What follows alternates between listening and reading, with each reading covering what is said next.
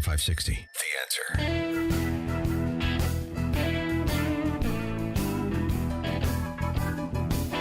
Now, I drove straight through, Squirrel. Interesting. People say you're tired. I don't know. How could you be tired? Seeing the country, it's absolutely fantastic. And, you know, it's wonderful to see the character of different people. The minute you get out of Illinois, I mean the minute, Kentucky stopped, Alabama, oh, the best. Martin's Ribs in Alabama, highly, highly recommended. And I dropped something getting out of the car, and this young girl and guy were walking towards me, and they said, "Oh, sir, excuse me, you dropped something." I said, "Oh, thank you. Yeah, you don't want to forget that. Have a good day." And walk right past you.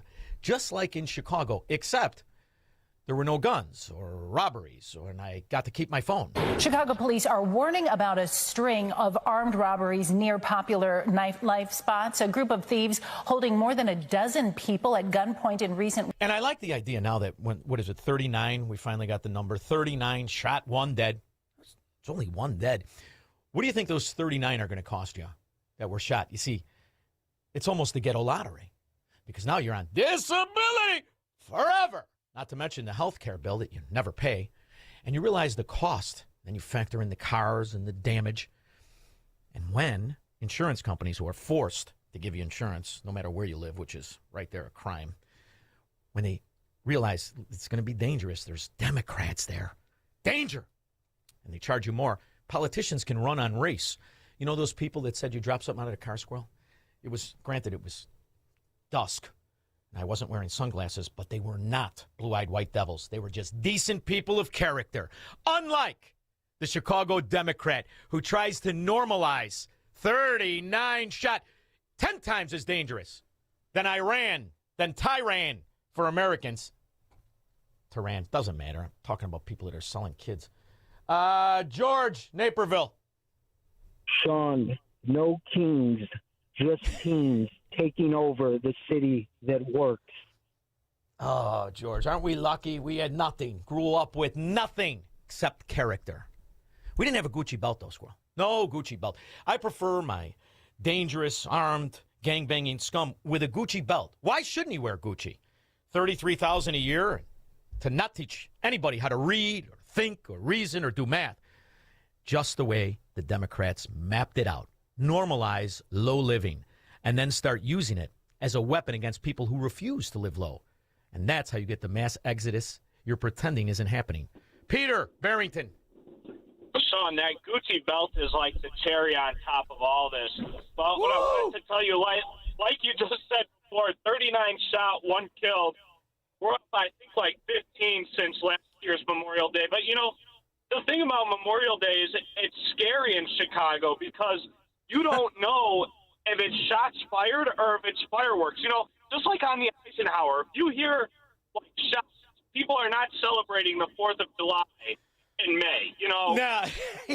Nah, patriotism really doesn't roll through Democrat-heavy urban areas anyway, Peter. Here's a little tidbit. If you hear banging and you're around Democrats, just run. Just put the car in drive and hit the gas. Nobody is celebrating America any more than Ayanna Pressley is. Thank you very much for the call. In fact, I have a California congresswoman on the board. This is fantastic. Or no, not she's a state rep or a board or their mayor board, whatever she is. This sums up every rat Democrat. But at least she has the courage to show you what she is versus the scum in Chicago who pretend to love America as they destroy it. A Democrat congressional candidate has refused to say the Pledge of Allegiance and turned her back on the American flag at multiple Sacramento City Council meetings. Now, see, I like that. At least it has more integrity than pretending you care and understand. You even understand the principles of liberty, which none of them do. Because what they would realize is if we were in a free world, nobody would pay for these scumbags. Not a nickel! Are you hungry? Good. Do you want to go to school? Read. Can't go to school? I'm paying $33,000. You can't read? You're worthless. Robert Bloomingdale. Sean, I agree with you 100% there. You know, here's my question. All this stuff is going on in Chicago. Where's Darren Bailey at? He's sorry about it. He said he's sorry about it. He feels terrible. And he got a deal on a condo so him and his wife can go stoop each other in Chicago and pretend to be Chicagoans. I think it's working out swimmingly. And when you look at the establishment Republicans, this has always been the game of the establishment Republicans, because when you start to realize they work in their procedures of politics, in their nuance, to give you an illusion of correcting things. They understand for years, as all of us have, as we pay homage to veterans who went to foreign lands to fight socialism, to fight communism. But here in this country, we pretend it's an option on the ballot. No. See, these areas aren't just failures. They were destined to be failures. They're meant to be failures. It is the weapon against the decent. So now you can pretend that we got to have free health care. After all, 39 morons were shot. Who's going to pay the bill? Not a one of them had the Blue Cross Blue Shield, the copper, the silver, the Guts on Ghoul plan from Obamacare. Because the dirty little secret is nobody has to pay.